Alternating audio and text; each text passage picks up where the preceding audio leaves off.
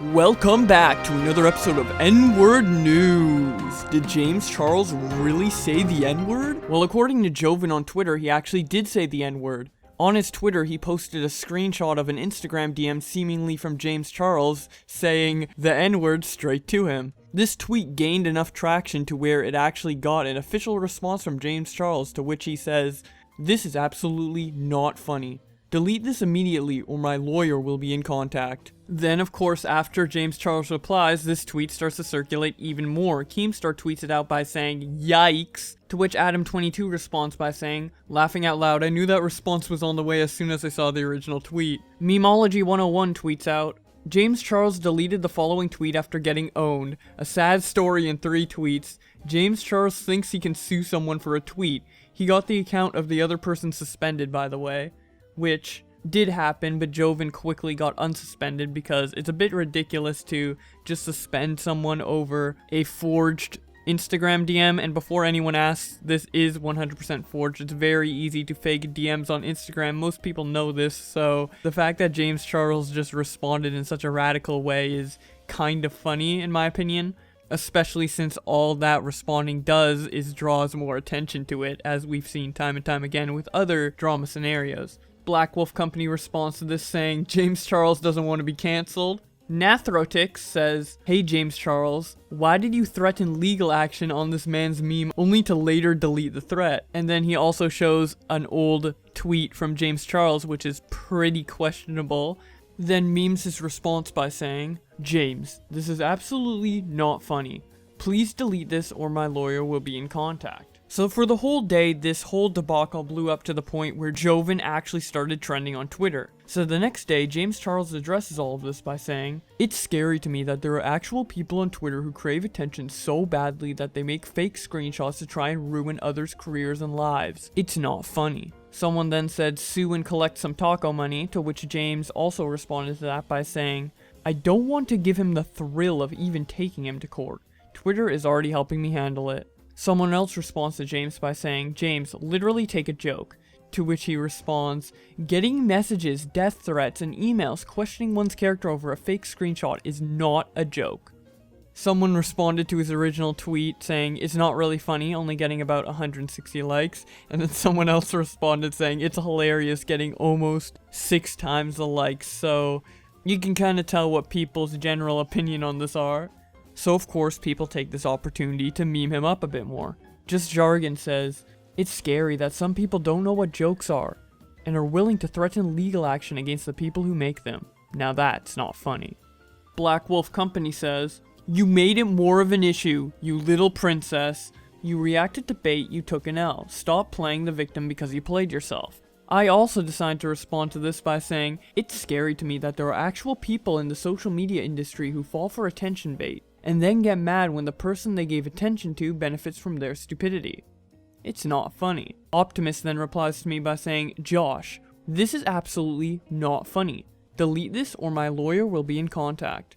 Then I follow up my last tweet by saying, "Someone made a fake screenshot of me saying N-word.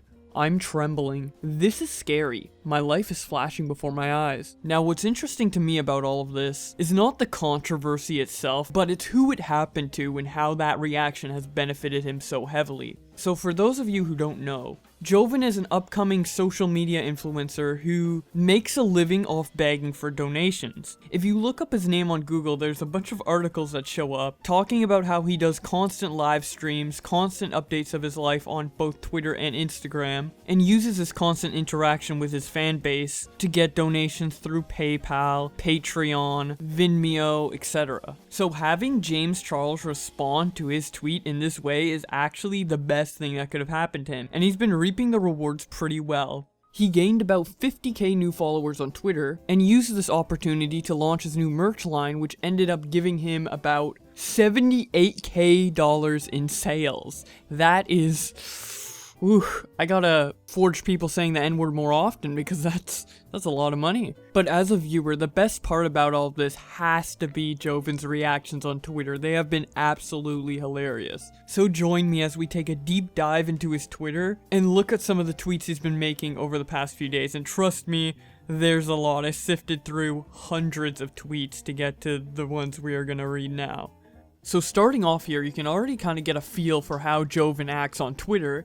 He responds to his original tweet by saying, "Why do you enjoy black gay men of color wokeness being called Nick Gurr?" Clearly showing that he is indeed a troll, which makes it even more funny how James ended up responding. He continues to egg James on by replying to his lawyer threatening tweet by saying, "Why did you call me an N-word, James? This is absolutely not funny. Delete this immediately or my lawyer will be in contact. Now can all you makeup majors stop explaining the law to me, lol. I really hate when white women threaten to sue me. Like, it legit makes me mad, cause I know they can't read." We hate James Charles, he's disgusting, worm breath, says nigger on Xbox Live, has no friends, narcissist control freak, and nobody in LA even likes him. So, I'm not pressed about that. What else? He's racist, so is Shane Dawson, so is Emma Chamberlain, hates Latinas. Oh, they hate Latino people. We don't stand them. I don't have anything to say besides, like, literally, James Charles, you cannot sue for an edited screenshot. I love making YouTubers squirm. It's my favorite thing. Learn to ignore me because we're not even in the same arena. I'm just throwing bombs over there, girl. We're not playing the same game. What did your mom say? We're not playing the same game. I don't like you. Just ignore water me. gun fight. After James deleted his reply, Jovan tweeted out, "James' lawyer must have told him that he can't sue." And then he follows it up by saying, "Send all the legal funds here," linking his donation links. Holy shit, that is just shameless. And I love it. It's absolutely shameless, and I respect the shit out of it. Imagine thinking you're the hottest shit on the planet for selling shitty makeup to 14-year-olds and getting virtually demolished by a 25-year-old digital beggar with alcoholism every 6 months. Ooh. If James ended up reading that one, that's gotta sting. Holy shit. Thank you, James Charles. I was gonna wait a week to drop merch, you dumbass ostrich.